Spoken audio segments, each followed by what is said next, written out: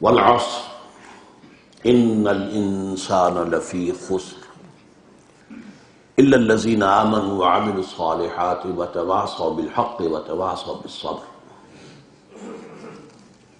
وقال تبارک وتعالی کما ورد فی سورۃ لقمان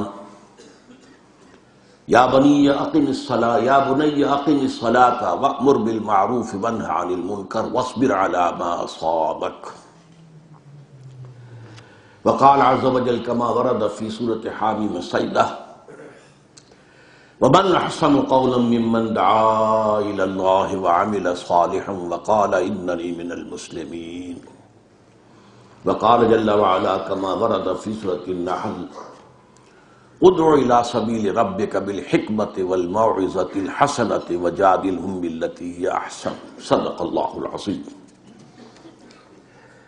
رب اشرح لي صدري ويسر لي امري واحلل عقدة من لساني يفقهوا قولي. اللهم ربنا الهمنا رشدنا واعذنا من شرور انفسنا. اللهم ارنا الحق حقا وارزقنا اتباعه وارنا الباطل باطلا وارزقنا اجتنابه. اللهم وفقنا لما تحب وترضى وتقبل منا فانك خير المتقبلين. آمين یا رب العالمین. اخوانی فی الدین و رفقائی فی التنظیم، السلام علیکم ورحمۃ اللہ وبرکاتہ.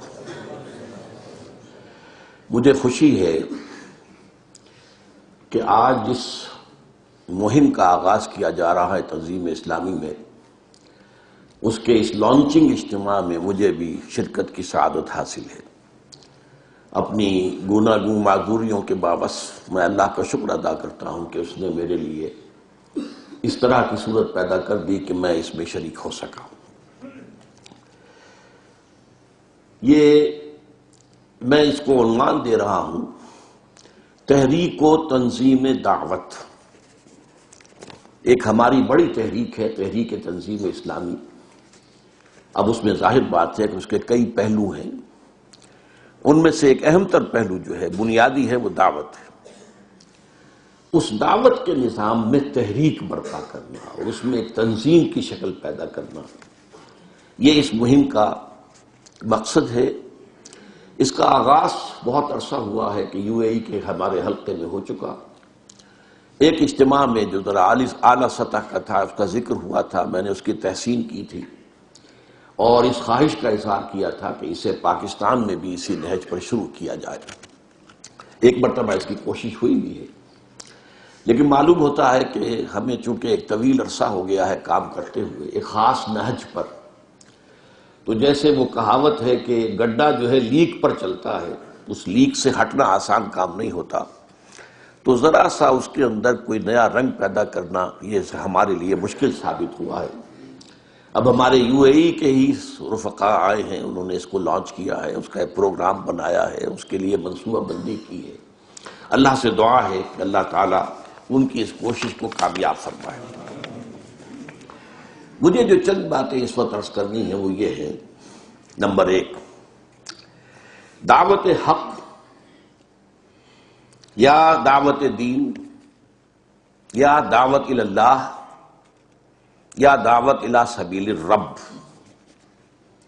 اس کے 2 مراتب ہیں یا 2 مراحل ہیں. بلکہ میں سوچ رہا تھا کہ یہ دونوں الفاظ بھی مناسب نہیں ہیں. ایک عامی لفظ ہے، اس کے 2 کھاتے ہیں. ایک کھاتا ہے ایمان کی بنیاد سے اٹھنے والا دعوتی جذبہ. ایمان اگر حقیقی ہے، اگر وہ قلب میں جاگزی ہو چکا ہے، تو اس کا طبعی نتیجہ ہے. یہ سورۃ العصر کے درس میں بیان کیا کرتا ہوں، آپ کو یاد ہوگا. طبعی نتیجہ ہے کہ اس سے دعوت پھوٹے. اگر کہیں آگ جل رہی ہو تو اس سے حرارت ماحول میں پھیلنی چاہیے. کہیں برف کی سل رکھی ہو تو اس سے ٹھنڈ برودت ماحول میں سرایت کرنی چاہیے. اگر نہیں کر رہی تو یہ گویا کہ لمحہ فکریہ ہے کہ غالباً جسے ہم ایمان سمجھ بیٹھے ہیں وہ ایمان نہیں ہے. یہ گویا کہ اپنے آپ کو دھوکہ دینے والی بات ہو جائے گی. تو طبعی نتیجہ ہے کہ اس سے دعوت جو ہے وہ برآمد ہو بغیر کسی ایفرٹ کے. پھر اس میں ایفرٹ کے بھی 2 چیزیں ہیں. ایک ہے مروت اور شرافت اور اخوت کی بنیاد پر، کہ جو چیز آپ نے اپنے لیے پسند کی ہے وہ اپنے بھائیوں کے لیے پسند کریں۔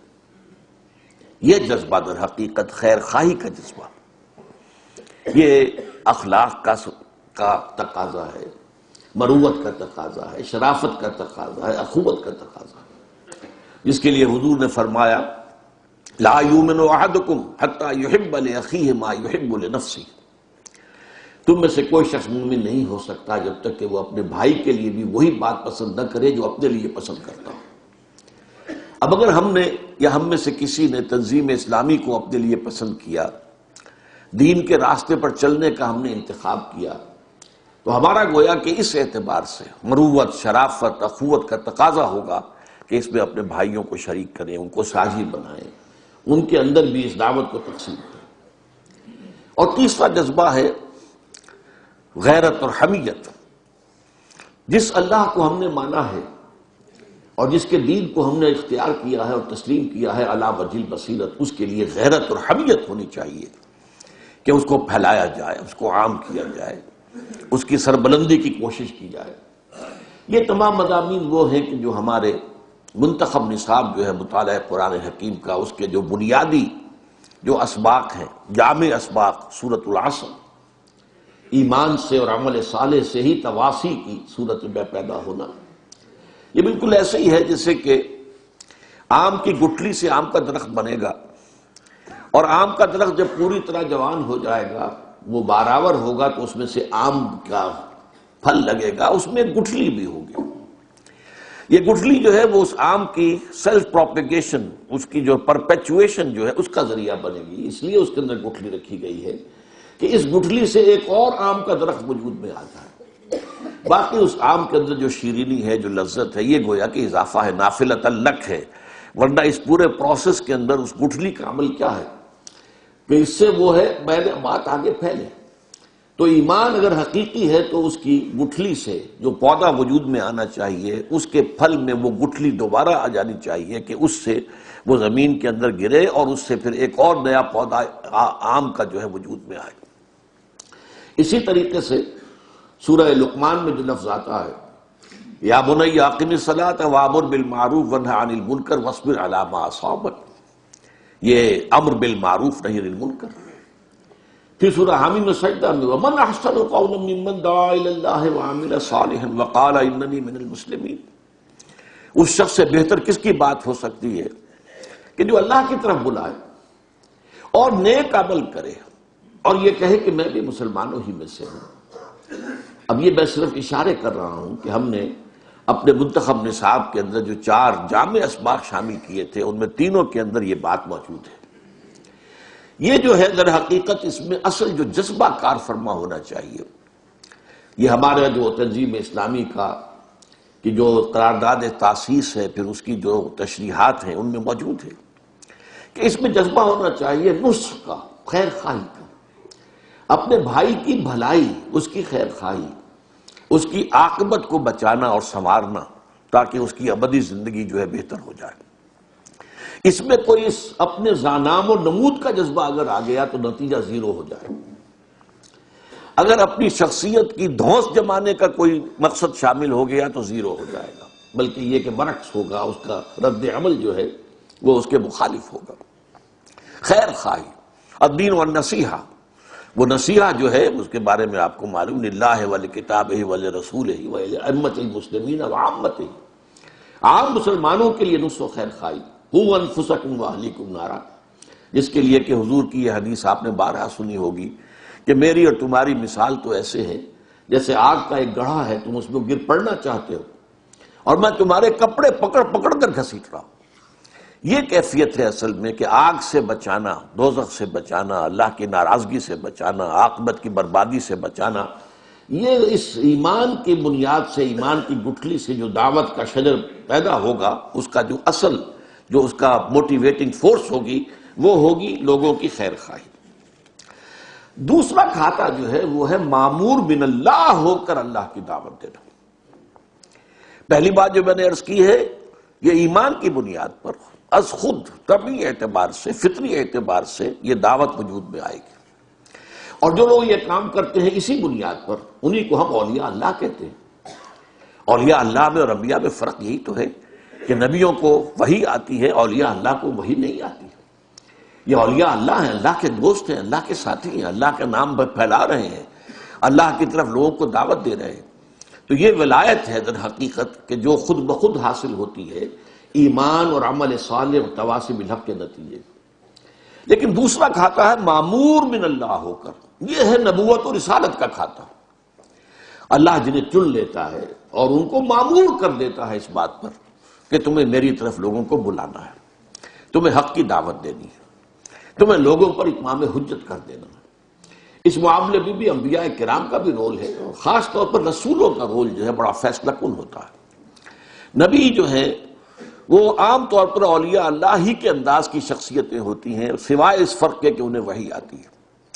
لیکن رسول آتا ہے دعوے کے ساتھ، مجھے اللہ نے بھیجا ہے، میں معمور من اللہ ہوں، اور نہ صرف یہ کہ تم اللہ کی بندگی اختیار کرو بلکہ میری اطاعت کرو۔ یہ ایک خاص رول ہے کہ جو رسولوں کا ہے۔ اب آپ کو معلوم ہے کہ نبیوں اور رسولوں کا سلسلہ جو ہے محمد الرسول اللہ صلی اللہ علیہ وسلم پر ختم ہو چکا۔ اب یہ کام کس کا ہے؟ یہ معموریت من اللہ جو ہے، اللہ کی طرف سے معمور ہونے کا منصب امت محمد صلی اللہ علیہ وسلم کو بحیثیت مجموعی حاصل ہے۔ یہ رسالت محمدی کا تسلسل ہے کہ یہ دعوت جو ہے اسی طور سے جاری رہے، اسی طرح پھیلے، اسی طرح خلق خدا تک اللہ کا پیغام پہنچتا رہے۔ یہ در حقیقت رسالت محمدی صلی اللہ علیہ وسلم کا تسلسل ہے۔ اس اعتبار سے غور کیجئے تو ہمارے ہی منتخب نصاب میں شہادت علی الناس کا تصور سامنے آتا ہے، لوگوں پر اتمام حجت کر دینا۔ چنانچہ امت مسلمہ کی جو غرض تاسیس بیان کی گئی، وَكَذَلِكَ جَعَلْنَاكُمْ أُمَّةً وَسَطًا لِتَكُونُوا شُهَدَاءَ عَلَى النَّاسِ وَيَكُونَ الرَّسُولُ عَلَيْكُمْ شَهِيدًا۔ تمہیں ہم نے ایک امت بنایا اس لیے، اور یہ امت وسط کی امت ہے، بہترین امت ہے، درمیانی امت ہے، یا جیسا کہ میں سورہ حج کے درس میں واضح کرتا ہوں، یہ درمیانی لنک ہے۔ اللہ سے آیا رسول کے پاس، رسول نے دیا امت کو، اب یہ امت آگے پھیلائے گی، تو یہ لنک بن گئی ہے رسول کے اور عام لوگوں کے مابین۔ لہذا جو کام رسولوں کے ذمے تھا کہ وہ اتمام حجت کر دیں، وہ اتمام حجت کر دیں، جیسا کہ سورہ نساء میں فرمایا گیا ہے رسلا مبشرین ومنذرین لئلا یکون للناس علی اللہ حجت بعد الرسل وکان اللہ عزیزا حکیما۔ ان رسولوں کو ہم نے مبشر اور نذیر بنا کر بھیجا تاکہ رسولوں کی آمد کے بعد لوگوں کے پاس کوئی عذر باقی نہ رہ جائے، کوئی حجت باقی نہ رہ جائے اللہ کے محاسبے کے مقابلے میں۔ اے اللہ، ہمیں تو بات بتائی نہیں گئی، ہم تک کسی نے پیغام پہنچایا نہیں، تیری بات ہم تک آئی ہی نہیں، ہم سے محاسبہ کس بات کا، کس بنیاد پر ہم سے محاسبہ ہو رہا ہے؟ بہرحال اگرچہ محاسبے کی بنیادیں اور بھی ہیں، اللہ نے سماعت اور بصارت اور عقل دی ہے، ان السمع والبصر والفؤاد کل اولئک کان عنہ مسئولا۔ اللہ تعالیٰ نے نیکی اور بدی کا شعور جو ہے نفس انسانی کے اندر الہام کر دیا ہے، فَأَلْهَمَهَا فُجُورَهَا وَتَقْوَاهَا۔ اسی طریقے سے اللہ تعالیٰ نے قلب انسانی میں جو روح ہے، اس روح کے اندر اپنی ایک معرفت بھی اجمالی طور پر اور اپنی محبت بھی بنیادی طور پر ودیت کی۔ تو اگرچہ مسئولیت کی بنیادیں یہ بھی ہیں، لیکن ان پر اتمام ہے، اتمام حجت ہے کہ رسول کے آنے کے بعد اور رسول کے ذریعے سے حق کے مبرہن ہو جانے کے بعد، کھل کر واضح ہو جانے کے بعد، وہ انفرادی طور پر بھی اجتماعی طور پر بھی، اس کے بعد پھر کسی کے پاس عذر نہیں رہے گا کہ وہ یہ کہہ سکے کہ اللہ ہمیں تو یہ بات پہنچائی نہیں گئی۔ یہ ہے اصل میں درجہ جو آپ سمجھیے کہ ہم جو اجتماعی طور پر کام کرنے کی کوشش کر رہے ہیں، یہ امت جس کا اس کے لیے بنائی گئی ہے، جس کے لیے سورہ حج میں بھی آیا ہے لِيَكُونَ الرَّسُولُ شَهِيدًا عَلَيْكُمْ وَتَكُونُوا شُهَدَاءَ عَلَى النَّاسِ، جس کے لیے سورہ آل عمران میں فرمایا گیا كُنتُمْ خَيْرَ أُمَّةٍ أُخْرِجَتْ لِلنَّاسِ تَأْمُرُونَ بِالْمَعْرُوفِ وَتَنْهَوْنَ عَنِ الْمُنكَرِ وَتُؤْمِنُونَ بِاللَّهِ۔ اور جب بدقسمتی سے پوری امت اس فرض سے جو ہے بیگانہ ہو گئی ہے، تو اب یہ ہے کہ جو جاگ سکتے ہیں وہ جاگیں، اور جن کو جگا سکیں جگائیں، اور اس جاگنے اور جگانے کے عمل سے ایک چھوٹی امت وجود میں آ جائے بڑی امت میں۔ بڑی امت میں تو سب ہیں جو محمد کے نام لیوا ہیں، لیکن اس چھوٹی امت میں وہ ہوں گے جو فرمایا گیا وَلْتَكُمْ مِنْكُمْ أُمَّةٌ يَدْعُونَ إِلَى الْخَيْرِ وَيَأْمُرُونَ بِالْمَعْرُوفِ وَيَنْهَوْنَ عَنِ الْمُنْكَرِ وَأُولَٰئِكَ هُمُ الْمُفْلِحُونَ۔ یہ معاملہ جو ہے فلاح کا وعدہ صرف ان سے ہے جو امت ایٹ لارج ہے، بڑی امت ہے، ٹھیک ہے، وہ ہے اللہ کے نام لیوا، اللہ کے رسول کے نام لیوا، لیکن یہ کہ فلاح کا وعدہ جو ہے، کامیابی کا وعدہ ان سب سے نہیں ہے۔ کامیابی کا وعدہ ان سے ہے جو ان میں سے جاگ کر اور دوسروں کو جگا کر ایک امت تشکیل دیں، party with in party, state with in state, امہ ود ان امہ، جس کا کام ہی یہ ہو، یدعون الی الخیر، دعوت دیتے ہوں خیر کی طرف۔ یہ اس میں سارے الفاظ آ گئے جو میں نے شروع میں استعمال کیے، دعوت حق، دعوت دین، دعوت الی اللہ، دعوت الی سبیل رب، یدعون الی الخیر، یہ سب خیر ہے۔ جو خیر کی طرف دعوت دیتے ہوں اور نیکی سے کا حکم دیتے ہوں، بدی سے روکتے ہوں۔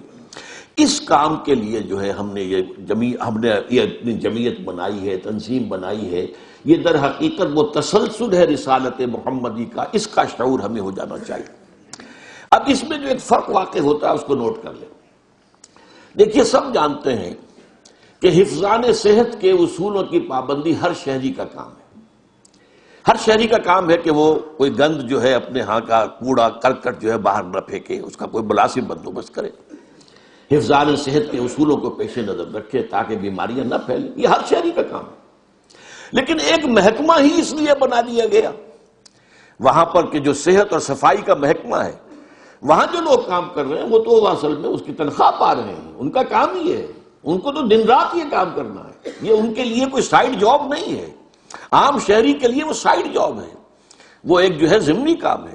لیکن یہ کہ وہ لوگ کہ جو اس محکمے میں بھرتی ہیں، جو یہاں پہ تنخواہیں لے رہے ہیں، چاہے نیچے سے لے کر خاکروب سے لے کر اوپر تک ان کے انجینئرز بھی بیٹھے ہوئے ہوں، ان سب کا تو کام یہ ہے کہ ہمہ وقت انہیں اس کام میں لگے رہنا چاہیے۔ اب اس کے نتیجے میں اس میں جو شدت پیدا ہونی چاہیے، جو حدت پیدا ہونی چاہیے، اس میں جو تڑپ ہونی چاہیے، اس میں جو جذبہ ہونا چاہیے، اس میں جو دلگیری اور درد مندی کا جذبہ ہونا چاہیے، اس کے لیے میں آپ کو ایک مثال دے رہا ہوں۔ جو رسول اول تھے حضرت نوح علیہ السلام، قال رب انی دعوت قومی لیلا ونہارا، حضرت نوح نے عرض کیا پروردگار میں نے اپنی قوم کو پکارا ہے رات دن، لیلا ونہارا۔ اس سے آپ ذرا اندازہ کیجئے وہ دھن، وہ لگن جو لگی ہوئی ہے، جو کسی کل چین نہیں لینے دے رہی۔ رب انی دعوت قومی لیلا ونہارا فلم یزدہم دعائی الا فرارا۔ تو میری ساری دعوت و تبلیغ کے نتیجے میں ان کے اندر تو فرار ہی کی کیفیت بڑھی ہے، اور متنفر ہوئے ہیں، بھاگے ہیں، دور گئے ہیں۔ اب یہ آپ اندازہ کیجئے کہ یہ اللہ کا ایک جلیل القدر پیغمبر کہہ رہا ہے اور اس کی دعوت کا یہ نتیجہ نکل رہا ہے، اور وہ دیکھ رہا ہے۔ تو ہم سوچیں ہمارا ماحول تو ابھی اتنا برا نہیں ہے، ہمارے ماحول میں تو لوگ کچھ نہ کچھ سننے والے موجود ہیں۔ یہ سننے والے موجود تھے تو آج اتنی تعداد میں یہاں جمع ہے، موجود ہیں۔ محنت کی جائے تو یہاں معاملہ جو ہے اتنا خراب نہیں ہے، کوشش کی جائے، لیکن وہاں تو یہ حال ہے۔ وَإِنِّي كُلَّمَا دَعَوْتُهُمْ لِتَغْفِرَ لَهُمْ جَعَلُوا أَصَابِعَهُمْ فِي آذَانِهِمْ وَاسْتَغْشَوْا ثِيَابَهُمْ وَأَصَرُّوا وَاسْتَكْبَرُوا اسْتِكْبَارًا۔ اور جیسے جیسے اور جب میں نے ان کو پکارا ہے، انہیں دعوت دی ہے، انہوں نے اپنے کان، اپنی انگلیاں اپنے کانوں میں ٹھوس لی ہے اور اپنے کپڑوں کو لپیٹ لیا ہے اپنے سروں کی گرد تاکہ آواز اندر کانوں میں نہ پہنچ سکے، اور مصر ہو گئے، اڑ گئے ہیں اپنے، اور استکبار کی روش اختیار کی ہے۔ ثم انی دعوتہم جہارا، پھر میں نے انہیں بلند آواز سے بھی پکارا ہے، دعوت دی ہے بلند آواز سے، چوکوں میں کھڑے ہو کر، اجتماعات میں کھڑے ہو کر لوگوں کو پکارا ہے۔ ثم انی اعلنت لہم واسررت لہم اسرارا، پھر میں نے ان کے لیے اعلانیہ بھی دعوت پیش کی اور چھپ چھپ کر بھی، مخفی طور پر بھی، پرسن ٹو پرسن بھی، انڈیویجول ٹو انڈیویجول بھی دعوت پیش کی ہے، لیکن نتیجہ کوئی نہیں نکلا۔ تو بہرحال یہ صورتحال، اس میں جو نقشہ ہے، جو جذبہ، جو دھن، جو لگن، یہ معمور من اللہ ہو کر دعوت اللہ کا کام اگر کرنا ہے تو اس کی جھلک اگر پیدا نہیں ہو رہی ہے تو پھر میں کہوں گا کہ ہمارے لیے یہ ایک لمحہ فکریہ ہے۔ ہمیں سوچنا چاہیے کہ ہم کس چیز پر مطمئن ہو کر بیٹھے ہوئے ہیں، ہم نے کن کن چیزوں کا سہارا لیا ہوا ہے۔ اب تیسرے مرحلے پر میں آ رہا ہوں۔ اس میں بھی اب یہ جو تیسرا مرحلہ ہے، اقامت دین کی جدوجہد، یہ کیا ہے؟ یہ شہادت علی الناس کا تکمیلی مرحلہ ہے۔ اس کا بھی ایک تقاضا تو یہ ہے، ہم مسلمان ہیں تو ہمارے ہاں نظام بھی اسلام کا ہونا چاہیے، منطقی بات ہے، سیدھی سی بات ہے۔ لیکن ایک یہ ہے کہ جو کار رسالت ہے وہ شہادت علی الناس جو ہے اس دور میں اس کا تقاضا پورا نہیں ہو سکتا جب تک کہ پورا دین کا نظام قائم کر کے دکھا نہ دیا جائے، چلا کر نہ دکھا دیا جائے، اور لوگوں کو دعوت نہ دی جائے کہ آؤ اور دیکھو اپنی آنکھوں سے یہ اسلام ہے۔ اس اسلام کی بنا پر محمد رحمت للعالمین بنے، تمام جہان والوں کے لیے رحمت ہے، ہدایت ہے، یہ سسٹم آف سوشل جسٹس ہے۔ آؤ دیکھو، نوع انسانی تلاش میں ہے، دھکے کھا رہی ہے مشرق و مغرب کے۔ وہ ملوکیت سے آزاد ہوئی تھی تو سرمایہ داری کے پھندے میں پھنس گئی، اس سے آزاد ہوئی تھی تو ایک کمیونسٹ پارٹی کی ڈکٹیٹرشپ کے اندر پھنس گئی، اب اس سے آزاد ہوئی ہے تو اب کھڑی ہے کدھر جانا ہے۔ اور انہیں اندیشہ ہو گیا ہے مغرب والوں کو کہ اسلام کچھ ابھرتا نظر آ رہا ہے اگر وہ کوئی خطر مجھ کو تو اس امت سے ہے جس کی خاکستر میں ہے اب تک شرار آرزو۔ یہ ساری اس وقت کی بین الاقوامی سیاست، یہ ساری جو جنگ بازی جو شروع ہو رہی ہے، اس کا اصل مقصد کیا ہے کہ کہیں ہو نہ جائے آشکارا شر پیغمبر، کہیں وہ شر پیغمبر کہیں آشکارا نہ ہو جائے۔ ظاہر بات ہے کہ حق آئے گا تو باطل ختم ہو جائے گا، جاء الحق وزهق الباطل ان الباطل کان زہوقا۔ تو یہ جد و جہد جو ہے دعوت اس مرحلے پر آ کر دعوت اقامت دین، اور اس میں بھی نوٹ کیجئے ایک نقطہ ہے جو بعض ہمارے جو دوست ہیں وہ سمجھ نہیں پاتے، اور وہ یہ کہ اس کا بھی اصل مقصد خلق خدا کی نصیحت اور خیرخواہی ہے۔ اس لیے کہ جب باطل نظام ہوتا ہے تو عوام اس باطل نظام کے شکنجوں میں ایسے کسے جاتے ہیں کہ ان کے لیے حق کی طرف توجہ کرنا ممکن نہیں ہوتا، جس کو کہ شاہ ولی اللہ دہلوی رحمۃ اللہ علیہ نے کہا ہے کہ جب تقسیم دولت کا نظام غلط ہو جائے، غلط ہونے کا مطلب کیا ہے؟ ایک طبقے کے اندر دولت جو ہے جمع ہوتی جائے گی، ایکومولیشن آف ویلتھ ہوگی، وہ ان کے پاس وہ کروڑ پتی ہوں گے، ان کے عیش ہوں گے، ان کی عیاشیاں ہوں گی۔ دوسری طرف نیڈ ہوگی، وانٹ ہوگی، احتیاج ہوگا، لوگوں کے اندر جو ہے بھوک ہوگی، مفلسی ہوگی، اور یہ چیز جو ہے دو دھاری تلوار ہے، ادھر بھی کاٹتی ہے ادھر بھی کاٹتی ہے۔ جہاں دولت کا ارتکاز ہو جائے گا وہاں عیاشیاں ہوگی، بدماشیاں ہوگی۔ ظاہر بات ہے دولت جو ہے وہ تو زیادہ اسی راستے کی طرف لے کر جائے گی، اور جہاں وہ بھوک ہے اس کے نتیجے میں انسانوں کی اکثریت جو ہے وہ ڈھور ڈنگر بن کر رہ جائے گی، وہ کولو کے بیل یا باربرداری کے اونٹ۔ ان کے لیے کہیں کوئی اللہ سے لو لگانا، کوئی تصور کرنا، کسی عام اپنی روٹی کے مسئلے سے، اپنے مسائل سے ہٹ کر کسی مسئلے پر غور کرنے کا سوال ہی پیدا نہیں ہوتا، وہ حیوانات بن کر رہ جاتے۔ جب تک وہ نظام صحیح نہیں ہوگا، اس نظام سے پھر سہارا ملے گا، ریلیف ملے گا، وہ عوام پھر متوجہ ہو سکیں گے اپنے رب کی طرف، لو لگائیں گے اپنے رب کے ساتھ۔ لیکن جب تک وہ نظام قائم نہیں ہوتا وہ تو بہت کم لوگ ہوں گے، سلیم الفطرت بہت شاذ لوگ ہوں گے کہ جو اس معاملے کی طرف پیش قدمی کر سکیں اس ماحول کے اندر۔ ان سلیم الفطرت لوگوں کو جمع کر کے طاقت کا کوڑا بنا کر اس نظام باطل پر مارا جائے تاکہ اس نظام باطل کو ختم کر کے نظام حق قائم کیا جائے۔ System of social justice given by اللہ سبحانہ و تعالی تھرو ہز میسنجر محمد صلی اللہ علیہ وسلم، اسے نافذ کر کے دکھایا جائے۔ یہ ہے اقامت دین کی جد و جہد۔ اب یہاں ایک بات آج نوٹ کیجئے، یہاں دعوت دین یا دعوت حق یا دعوت اللہ یا دعوت الی سبیل رب میں ایک ایلیمنٹ کا اضافہ ہوتا ہے، اور وہ ہے دعوت الی الجماعت۔ اس لیے کہ اقامت دین کی جد و جہد بغیر جماعت کے ممکن نہیں ہے۔ لہذا یہی وجہ ہے کہ انبیاء کرام علیہ السلام جو ہے وہ یہ نہیں کہتے تھے کہ میرا حکم بھی مانو۔ حضرت یوسف علیہ السلام نے فرعون مصر سے جو بھی بادشاہ اس وقت تھا اسے یہ نہیں کہا کہ میرا پہلا حکم مانو، پہلے مجھ پر ایمان لاؤ پھر میں تمہارے ساتھ تعاون کروں گا۔ وہ جیسے میں نے عرض کیا اولیاء اللہ ہوتے ہیں، وہ صرف دین کا پیغام تو پہنچا رہے ہیں، لیکن یہ وہی ہے جو ایمان کے بیج سے، ایمان کی گھٹلی سے وجود میں آیا ہے خود بخود، وہ معمور من اللہ ہو کر نہیں۔ لیکن رسول آتے تھے معمور من اللہ ہو کر۔ ان کی دعوت میں آپ نے دیکھا سورہ شعراء کے اندر بار بار جو بات آتی ہے، ان اعبدوا اللہ واطیعون، اللہ کی بندگی اور عبادت اختیار کرو، میری اطاعت کرو۔ یہ کیوں ہے؟ اس لیے کہ اس مرحلے پر ایک جماعت کی تشکیل ضروری ہے جو اطاعت رسول کی بنیاد پر قائم ہوئی، جیسے کہ مکے میں قائم ہوئی جماعت قائم ہوئی اطاعت رسول صلی اللہ علیہ وسلم کی بنیاد پر۔ لہذا اس مرحلے پر آ کر جو ہے وہ ایک تنظیم کی دعوت، ایک جماعت کی دعوت یہ بھی ضروری ہو جاتی ہے۔ ابھی آپ جو آغاز کر رہے ہیں ٹھیک ہے، اس کے اندر ابھی اس دوسرے مرحلے کو زیادہ نمایاں نہ بھی کیا جائے، ابھی بنیادی دعوت کے اوپر جو ہے نگاہ جو ہے جمائے رکھی جائے اور اس کے لیے ایک منظم انداز میں کام کیا جائے، اس کے نتائج جو ہیں ان کو دیکھا جائے، مانیٹر کیا جائے، جیسا کہ معلوم ہو رہا ہے کہ ایسا ہو رہا ہے۔ اب آخری بات، بلکہ اس سے ذرا ایک پہلی بات، دعوت کی 3 سطحیں جو ہیں وہ میرے دروس کے اندر، تقاریر کے اندر بار بار آتی رہی ہیں۔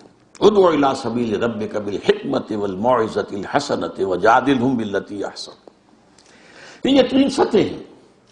ایک ہے انٹلیکچوئل لیول کے اوپر دعوت کو پیش کرنا، ایک ہے عوامی سطح پر دعوت کا پیش کرنا وعظ و نصیحت کے ذریعے سے، اور ایک ہے جھگڑالو لوگوں سے جھگڑا بھی کرنا، مجادلہ بھی کرنا، لیکن بہترین طریقے پر، الا باللتی احسن، وجادلوہم باللتی احسن، بہترین طریقے سے۔ یہ تینوں سطح اپنی جگہ ہیں، اور یہ بات ہماری تنظیم اور ہماری تحریک کے جو بھی لوگ علی وجہ البصیرت اس کے ساتھ چل رہے ہیں انہیں معلوم ہے کہ انبیاء اور رسل کی دعوت کا جو ہدف ہوتے ہیں، رسولوں کی دعوت کا بالخصوص، وہ سوسائٹی کا اعلیٰ ترین طبقہ ہوتا ہے۔ ہماری بھی دعوت کے اندر جو اصل میں اینگل شروع سے ہے وہ یہ ہے کہ ذہین، سمجھدار، پڑھے لکھے لوگ جو ہمارے معاشرے کے اندر جو برین ٹرسٹ جب جن سے بنتا ہے وہ اس دعوت کو سمجھیں اور اس دعوت پر لبیک کہیں، وہاں ایک مضبوط نیوکلیس بنے۔ لیکن اس کے ساتھ ساتھ وہ عوامی دعوت بھی ہوگی، اور وہ عوامی دعوت ہمارے یہاں ہوئی ہے، جیسا کہ ابھی بتایا ہے آپ کو خالد صاحب نے۔ جہاں میری تحریریں ثقیل ہیں، اس میں مانتا ہوں ثقیل ہیں، وہاں یہ ہے کہ میری تقریریں تو آسان ہوتی ہیں۔ میں بظاہر بات ہے کہ بڑے بڑے مجموعوں میں بھی تقریریں کرنے کا موقع ملا ہے، جن میں سب سے بڑا موقع جو ہے ہندوستان میں ہوا ہے کوئی 1.5 سال پہلے، اور وہاں میں نے دیکھا کہ ایک آدمی نے بھی کوئی بار محسوس نہیں کیا۔ تقریر کا اگر ثقل ہو اور بوجھ ہو تو بے چینی سی پیدا ہو جاتی ہے۔ اگر وہ لوگوں کے ذہنوں سے بات کو اوپر جا رہی ہو اور ان کے ذہنوں میں اتر نہ رہی ہو تو مقرر کو سب سے زیادہ احساس ہو جاتا ہے، وہ دیکھ رہا ہوتا ہے سامنے، وہ سارے اس کے سامعین جو ہیں سامنے ہیں، کہ ان میں بے چینی پیدا ہوتی ہے۔ نہیں، لیکن یہ کہ اللہ کے فضل و کرم سے تقریر کے ضمن میں وہ سلاست اللہ نے مجھے عطا کی ہے، اور ہمارے بہت سے ساتھیوں نے، مجھے یاد آ رہے ہیں شیخ جمیل الرحمان صاحب جنہوں نے یہ کام شروع کیا تھا، میری تقریریں جو ہیں کیسٹ سے اتار کر اور پھر ان کو شائع کرنا، وہ میرے سامنے رکھ دیتے تھے کہ نظر ثانی کر لیجئے۔ میں کہتا تھا یہ نظر ثانی نہیں ہو پائے گی، آپ جیسے بھی یہ شائع کر دیں۔ وہ بہرحال کام جاری رہا، کچھ نہ کچھ فائدے اس سے ہوتے رہے۔ اس کے بعد اب ہمارے ساتھیوں نے اس کی ری ایڈیٹنگ وغیرہ کر کے ان کو بہتر شکل میں بھی پیش کر دیا ہے۔ تو تقریر کے سلسلے میں وہ مواد آپ کے پاس موجود ہے۔ جدال باللتی احسن یہ اپنی جگہ پر ایک بڑا اسپیشلسٹ جاب ہے، یہ ہر شخص نہیں کر سکتا۔ جہاں تک جدید نظریات کا تعلق ہے، جدید خیالات کا تعلق ہے، اس میں تو ہم یقیناً اپنے فکر اور اپنی دعوت کی بنیاد پر گفتگو کر سکتے ہیں۔ لیکن عیسائیت، عیسائی مبشرین کے ساتھ وہ مناظرہ، ہندوؤں کے ساتھ وہ مناظرے، آریہ سماجیوں کے ساتھ وہ مناظرے، یہ ہماری اس تنظیم کی تحریک کے پیش نظر نہیں رہے ہیں۔ لیکن یہ کہ اللہ تعالیٰ نے ہر کام کے لیے اللہ تعالیٰ لوگ پیدا کر دیتا ہے، لکل فن رجال۔ شیخ احمد دیدات نے کام کیا عیسائیوں کے معاملے میں، اور واقعہ یہ ہے کہ بہت ہی مؤثر کام کیا، نتیجہ خیز کام کیا۔ اب جو ہے ڈاکٹر ذاکر نائک کر رہے ہیں عیسائیوں کے معاملے میں بھی اور ہندوؤں کے معاملے بھی، اور میرے نزدیک ہندوؤں کا معاملہ اس سے اہم تر ہے، اس لیے کہ براہ راست جو ہے بر صغیر پاک و ہند میں جن سے ہمارا سابقہ وہ ہندو ہیں، اور اندازہ یہی ہو رہا ہے، حالات جدھر جا رہے ہیں کہ سابقہ بڑھے گا، بیل جول بڑھے گا، آمد و رفت بڑھے گی، اور یہ لکیر جو ہے جو رہے بھی اگر تو یہ اس کی وہ سختی نہیں رہے گی کہ آمد و رفت جو ہے وہ بہت ہی لانا ہے جوئے شیر کا ہو جائے، بلکہ یہ کہ اس کے اندر اضافہ ہوگا۔ تو ہماری دعوت کے لیے بہت بڑا میدان کھلے گا۔ اردو زبان جو ہے وہ دنیا کی، میں سمجھتا ہوں کہ دوسری سب سے بڑی زبان ہے تعداد کے اعتبار سے، اس لیے کہ یہ جتنی تعداد بر عظیم پاک و ہند کے اندر انسانوں کی ہے، آپ کو معلوم ہے 1 ارب سے زیادہ انسان ہیں، اور ان کے اندر سب کے سب جو ہے وہ اردو سمجھتے ہیں، بول نہ سکے لکھ نہ سکے اردو سمجھتے ہیں۔ بہرحال یہ کام جو ہے یہ عوامی سطح پر تو اس میں جو ہے یہ تینوں کام جو ہے کرنے میں ہیں، لیکن ہم نے دو کو کیا ہے الحمدللہ کسی درجے میں۔ البتہ یہ دو علیحدہ کھاتے نہیں ہیں، بیک وقت یہ تینوں کے ساتھ معاملہ ہوگا، لیکن یہ ہے کہ اس میں ظاہر بات ہے کہ ہمارا جو رہا ہے پہلا میرا ہدف رہا ہے وہ ذہین اور فطین سمجھدار لوگ، پڑھے لکھے لوگ رہے ہیں، لیکن اب ظاہر بات ہے کہ آپ حضرات اتنی کثیر تعداد میں آ گئے ہیں، ہمارے ساتھی تیار ہو گئے ہیں، اب ہمارا دورہ ترجمہ قرآن جو ہے وہ پنجابی زبان میں بھی ہوا ہے، ہمارے ساتھی جو ہے وہ آسان تقریریں کرنے کے انتہائی ماہر ہیں اور وہ بات پھیلا رہے ہیں۔ اب بات جو ہے شہروں سے گزر کر قصبات میں بھی جا رہی ہے، دیہات میں بھی جا رہی ہے۔ تو اس اعتبار سے یہ تینوں سطحیں جو ہیں ہمیں اپنے سامنے رکھنی چاہیے۔ جہاں تک فکر مغرب ہے اس کے اعتبار سے تو تیسری سطح بھی ہم رکھیں گے، لیکن یہ مذاہب جو ہیں، اب قادیانیت ہے یا شیعیت ہے یا اس سے آگے باہر نکل جائیں تو جو عیسائیت ہے یا ہندو مت ہے، اس کے لیے ظاہر بات ہے کہ اسپیشلائز لوگوں کی ضرورت ہے جو ان چیزوں کے اندر اسپیشلائز کریں اور پھر کام کر سکیں۔ اب آخری بات، دعوت کی دو سطحیں ہیں۔ ایک سطح ہے عمومی دعوت، جیسے کہ بارانی علاقوں میں کہا جاتا ہے جہاں پر کوئی اریگیشن کا کوئی نظام نہیں ہے، کہیں نہریں نہیں ہیں، کوئی ٹیوب ویلز بھی نہیں ہے، بس یہ کہ اگر بارش کا چھینٹا پڑ گیا تو پھر گئے اور چنا بکھیر کر آ گئے، اس کے لیے کوئی حل چلانے، اس کے لیے کوئی اور محنت کر دی، یہ نہیں ہوتا، چنا بکھیر دیا، وہ چنا جو ہے وہ جڑ پکڑ لے گا اور پھر اس سے کچھ نہ کچھ اللہ چاہے گا تو کچھ نہ کچھ یافت ہو جائے گی۔ تو یہ جو عمومی پروگرام ہوتے ہیں یہ چنے پھینکنے کے انداز کے ہیں۔ وہ تو یہ ہے کہ اس مجلس کے اندر جو بھی سلیم الفطرت انسان ہوگا وہ کشش محسوس کرے گا، وہ قریب آئے گا، وہ آپ کے لیے ایک ذریعہ بن جائے گا، اور وہ آپ کا پھر ہدف اور جو ہے وہ بننا چاہیے ٹارگٹ، کہ اس طرح کے اجتماعات میں ہمارے جو قدیم ساتھی بیٹھے ہوں، پرانے ساتھی بیٹھے ہوں، وہ ٹارگٹ کرے کہ کون نئے لوگ آئے ہیں اور ان کے ساتھ رابطہ کرنا ہے۔ اب وہ ہمارے پروسپیکٹو جو ہے وہ گاہک ہیں، ان کے ساتھ ہمیں جا کے رابطہ کرنا ہے۔ تو اس اعتبار سے یہ جو ایک معاملہ ہے یہ تو ہمارا اللہ کے فضل و کرم سے ویسے بھی چل رہا ہے، جیسے کہ بہت سے رفقا نے اب بھی کہا، درس قرآن کا پروگرام چل رہا ہے، قرآن مجید کی طرف لوگوں کو بلانے کا کام ایک بڑے پیمانے پر جاری ہے۔ پھر یہ ہے کہ اللہ تعالیٰ کے فضل و کرم سے الیکٹرانک میڈیا میں ہم کوئی خود پیش قدمی نہیں کر سکے، لیکن اللہ کے فضل و کرم سے از خود جو ہے وہ نظام بن گیا، ARY کی طرف سے، اور لندن میں اسلام چینل کے ذریعے سے، اب پیس کے ذریعے سے وہ پھیل رہا ہے۔ اس میں ہمارا تو کوئی پیسہ خرچ نہیں ہوا ہے، نہ ہماری کوئی پلاننگ کو دخل ہے، یہ اللہ تعالیٰ کے فضل و کرم سے ہے کہ وہ اپنے کتاب کے ذکر کو بلند کر رہا ہے، وہ بات پھیل رہی ہے، اللہ کا شکر ہے۔ لیکن اصل دعوت جو ہے وہ ہے انفرادی دعوت، آدمی خود داعی بن جائے، وہ دیکھے۔ میں ایک واقعہ مجھے آج یاد آ رہا تھا کہ یہ دو گروپ تھے لاہور میں جن کے مابین آپس میں بڑا جھگڑا رہتا تھا، ایک راجپوتوں کا گروپ تھا اور ایک کشمیریوں کا۔ ان کے مابین مفاہمت کی ایک محفل منعقد ہوئی جن میں دونوں طرف کے چودھری لوگ، بڑے لوگ، بزرگ لوگ جمع ہوئے۔ ان میں سے ایک صاحب جو تھے راجپوت برادری سے تعلق رکھنے والے، مجھے بھی ساتھ لے گئے۔ میں نے وہاں جو دیکھے نوجوان، جو بڑے چوڑے چکلے سینوں والے، ان کے گٹھے ہوئے بازو اور ان کا جسم تن و توش، میرے دل میں خواہش ہو رہی، مجھے آج بھی یاد ہے، اے اللہ ان کو تو اپنے دین کے لیے قبول فرما لے۔ ان میں جو صلاحیتیں ہیں یہ ہیں کہ جن میں سے لوگ اگر نکلیں گے تو وہ عمر فاروق بنیں گے رضی اللہ تعالیٰ عنہ، ان کے نقش قدم پر چلیں گے۔ ان میں سے لوگ نکلیں گے تو وہ حضرت حمزہ کے نقش قدم پر چلنے والے ہوں گے۔ تو یہ لوگ جو اسی طریقے سے ایک داعی کو دھن رہے کہ ہر وقت وہ طاق میں رہے کون ہے۔ میں نے مثلا جب لاہور میں منتقل ہوا ہوں، آتے ہی جو کام شروع کیا، کرشن نگر میں نے ایک مکان خریدا، اس میں اپنا کلینک بنایا، پھر دیکھا آس پاس کی مسجدیں، میں نے کسی ایک مسجد سے اپنے آپ کو نتھی نہیں کیا۔ ایک مسجد میرے داہنے ہاتھ تھی، ایک بائیں ہاتھ تھی، ایک ذرا فاصلے پر تھی۔ مختلف نمازیں مختلف مسجدوں میں پڑھنے لگا، ان میں نوجوانوں کو تاڑا میں، پھر ان سے گفتگو کی، ان کا ایک حلقہ بنایا، ان کو قرآن، ان کو درس عربی پڑھنے کے لیے آمادہ کیا۔ تو یہ اصل میں آدمی ہوتا آن دی لک آؤٹ، ہر وقت اسے فکر رہے کہ میں کہاں اپنی بات کہوں، کس طرف جاؤں، کدھر دیکھوں، کسے آواز دوں۔ اے ہجوم نامرادی دل بہت گھبرائے ہے۔ تو داعی جو ہے وہ ہر وقت بے چین ہوتا ہے، وہ تلاش میں ہوتا ہے کہیں کوئی متنفس ہو کہ جو میری بات سننے کو تیار ہو، جس کے لیے کوئی راستہ جو ہے میں نکال سکوں، جو اللہ کے راستے کی طرف بڑھ جائے، آ جائے۔ پھر جیسا کہ بتایا گیا کہ اس ضمن میں آپ کو کچھ احادیث، کچھ جو ہے وہ ہدایات دی بھی گئی ہیں، اور آئندہ بھی یہ سلسلہ چلے گا تو اور ہدایات بھی دی جائیں گی۔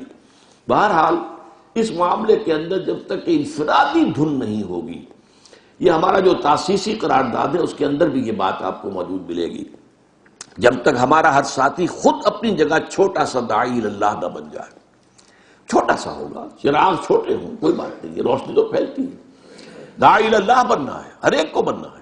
اور اس کے لیے جو بھی اب ایک نظام جو تجویز آپ کیا دیا جا رہا ہے، اب آپ اس کے اوپر عمل کریں گے تو انشاءاللہ اس کے نتائج نکلیں گے، اور اس کے پھر بہتر سے بہتر نتائج سے ہماری اس تحریک جو ہے اس کے اندر نئی جان پڑے گی، اس کے اندر ایک اگلا قدم اٹھانے کے لیے، جس کے لیے ہمارے بہت سے ساتھیوں کو فکر رہتی ہے کہ جب تک کوئی ہمارا آگے قدم نہیں اٹھتا ہے تو گویا کہ ہم صرف جو ہے وہ ایک دعوت و تبلیغ والی جماعت بن کر رہ گئے۔ لیکن اس کے لیے صحیح بات کہی گئی ہے کہ اس کے لیے کوئی شرائط ہے، وہ شرائط پوری نہ ہوں اور اس کو قبل از وقت شروع کر دیا جائے تو ظاہر بات ہے کہ پھر وہ کام جو ہے وہ بجائے اس کے کہ وہ کامیاب ہو، وہ الٹا ایک اس کا جو ہے وہ ڈرا بیک آئے گا اور غلط نتیجہ نکلے گا، مایوسی پھیلے گی۔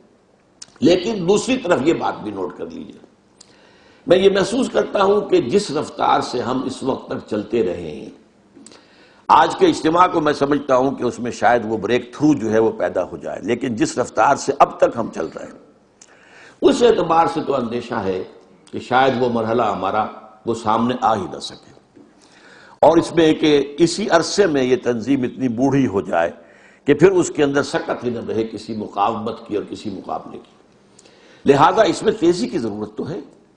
جیسے میں نے عرض کیا کہ دعوت کا ایک مرحلہ ایمان کی گٹھلی سے نکلنے والی دعوت، دوسرا مرحلہ معمور من اللہ ہونے کے اعتبار سے دعوت، اور اس کے لیے جو دلگیری، جو جذبہ، جو تڑپ ہونی چاہیے، تیسرا اقامت دین کی جد و جہد کے لیے دعوت، جس میں کہ دعوت الی الجماعہ یا دعوت الی تنظیم بھی شامل ہو جائے گی۔ اس معاملے میں ہمیں تیزی کرنی چاہیے۔ اس وقت جس طرح سے کفر جو ہے اس کا سیلاب آ رہا ہے، جس طرح فحاشی دجالیت کی جو آخری وار ہے دجالیت کا، وہ جس کاری انداز میں ہمارے معاشرے کے اوپر چل رہا ہے، اس سب کو دیکھتے ہوئے ساتھیوں مشعلوں کو تیز کرو، جنگ بازوں کا ملک گیروں کا قافلہ تیز گام ہے کتنا، اور بھی قافلے کو تیز کرو۔ اقول قولی ھذا واستغفر اللہ لی ولکم ولسائر المسلمین والمسلمات۔